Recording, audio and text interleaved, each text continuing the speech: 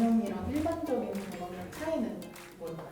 일반적인 방광염이 가장 흔하죠. 원인 중에 대부분 80% 이상이 이콜라이라고 하는 대장균이에요. 대장균이라는 거는 항문에서 균이 올라왔던 얘기인데요. 남자보다 여성에 많은 이유 중에 하나는 여성들에게 질이 있고 요도가 있는데, 그리고 여기에 항문이 있잖아요. 여성들은 출산을 하면서 이 질하고 항문 부위가 이게 많이 찢어지면서 이게 손상을 받게 됩니다. 이랬을 때 여기 항문에 있던 대장균이 자주 올라오게 되는 거죠. 질염을 일으키고 이 질염이 다시 요도를 타고 가서 여기 있는 방광염을 일으키게 되는 거죠.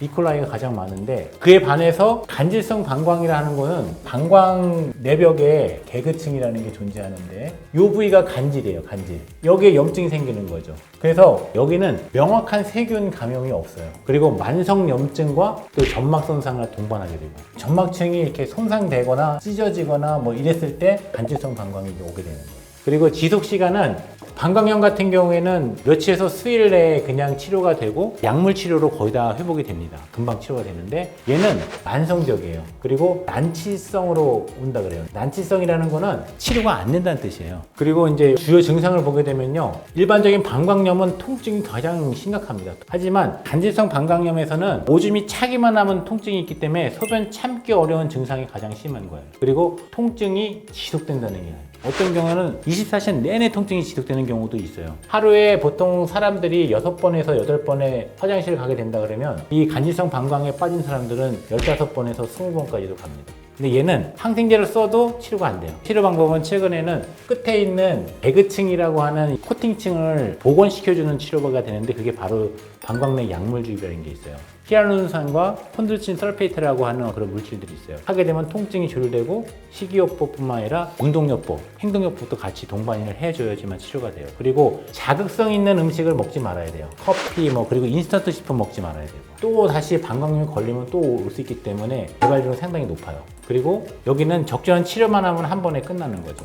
방광염은 모든 연령에서 존재하거든요. 방광염 같은 경우에는 내가 면역 체계가 높으면은 저절로 회복되기도 해요. 약을 안 먹어도. 근데 얘는 회복이 절대 되질 않아요. 대개 한 30대에서 50대 여성인데, 최근에는 제가 봤을 때는 60대, 70대 여성에서 상당히 많은 것 같아요. 그리고 이제 방광염 같은 경우는 일시적이에요. 보통 치료가 되면은 일주일 안에 끝나거나 한 3, 4일 안에도 끝나고, 수액으로 항생주사를 맞게 되면은 바로 당일날에도 회복이 되거든요. 근데 간질성 방광염 같은 경우는 우울증까지 동반하기도 하고요. 삶의 질이 완전히 떨어지죠. 그래서 일상생활도 못하게 되는 게 바로 간질성 방광염과 방광염의 차이입니다.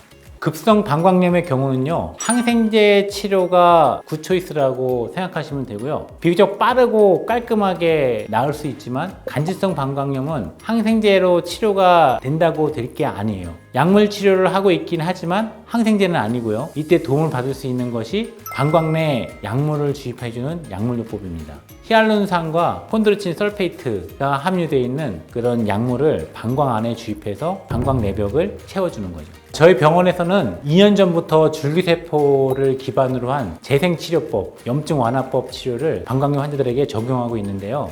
치료의 핵심은 이렇습니다. 자체 혈액에서 채취한 중간엽 줄기세포를 스마트 M셀이라는 시스템으로 분리하고 농축한 뒤에 조용을 하는 거죠. 빗으로 투과해서 더 증폭을 시킨 다음에 방광 내시경을 통해 궤양 부위에 이 줄기세포를 직접 주입해서 치료하는 방식으로 진행이 됩니다. 이 치료법은 자가줄기세포를 활용해서 손상된 방광 점막을 치료해주고 염증 완화를 유도해서 기존 치료법과는 반응이 완전 미미했던 환자들에게 보다 근본적인 조직 재생의 가능성을 제공하게 되고요. 특히 중간엽의 줄기세포는 방광 조직 보호 및 회복 효과를 나타내는 것으로 보고됐는데요. 줄기세포의 특징이 첫 번째가 염증 완화, 두 번째가 조직 재생, 그리고 면역력 증강에 있습니다. 이 세 가지가 전체가 다 줄기세포의 이론 이점인데요. 제가 2년 전부터 간질성 방광염 환자들 염증에 이런 줄기세포를 적용했는데 효과는 놀라웠습니다. 이 중간엽 줄기세포는요, 정상적인 세포 사멸을 억제하고 손상된 세포들을 재생시켜주고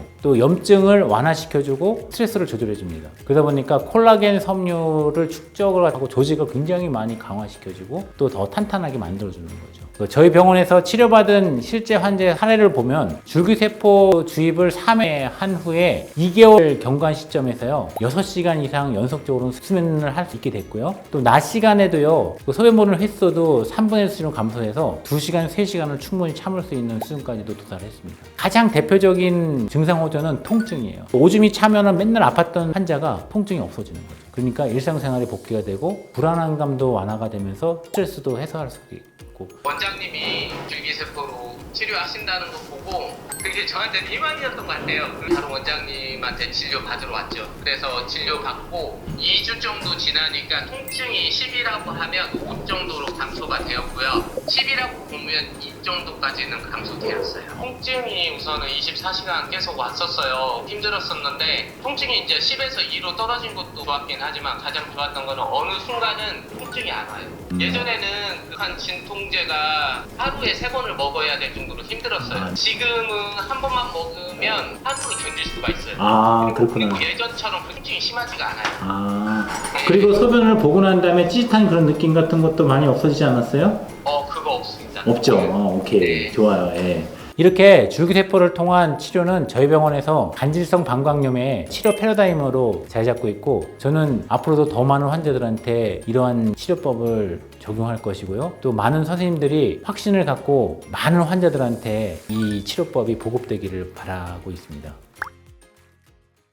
원장님, 그 줄기세포 치료를 받으면 방광염 완치가 가능한가요? 제가 봤을 때는 치료되는 단계도 있고 치료하신 분들 중에서는 완치가 되는 사람들도 있고 그렇습니다. 그 대신에 이제 줄기세포를 이용해서 간질성 방광을 치료했던 사람들이 단독 치료 때보다는 효과가 3배에서 5배 이상 좋은 것 같아요. 그럼 일상생활에서 먹으면 좋은 음식이나 좀 운동 같은 거 혹시 알려주실 게 있을까요? 자극적이지 않은 음식들이 가장 좋고요. 재생에 많이 좋은 음식이라고 하면은 푸른 채소 종류를 들 수 있는데 대표적인 게 브로콜리, 시금치, 비타민 C가 굉장히 풍부한 어떤 음식들, 그리고 또 적포도주에 들어가 있는 레스베라톨이라는 어떤 그런 성분이 있는 음식을 많이 먹어도 되고요. 견과류도 상당히 좋은 음식으로 좀 되어 있습니다. 오늘은 조금 생소한 간질성 방광염에 대해서 이제 알아봤는데요. 간질성 방광염의 빈도수는요, 보통 여성들의 한 2.7% 정도에서 나타난다고 합니다. 한국 인구가 5천만 명에서 여성 인구를 2,500만을 잡으면요, 한 60에서 80만 명 정도가 이런 간질성 방광 때문에 고생하고 있다고 얘기를 해요. 저는 이 간질성 방광에 대해서 분명히 치료법이 지금 존재하고 있고요. 또 점점 더 좋은 치료법들이 시도되고 연구되고 있다는 이 점만 여러분들한테 꼭 알려드리고 싶습니다. 그래서 간질성 방광 때문에 고생했던 분들, 남한테 얘기하기 힘들었던 분들, 저희 병원뿐만 아니라 치료를 하는 병원에 가서 전문적인 도움을 받으시고요. 치료받기를 바랍니다. 감사합니다.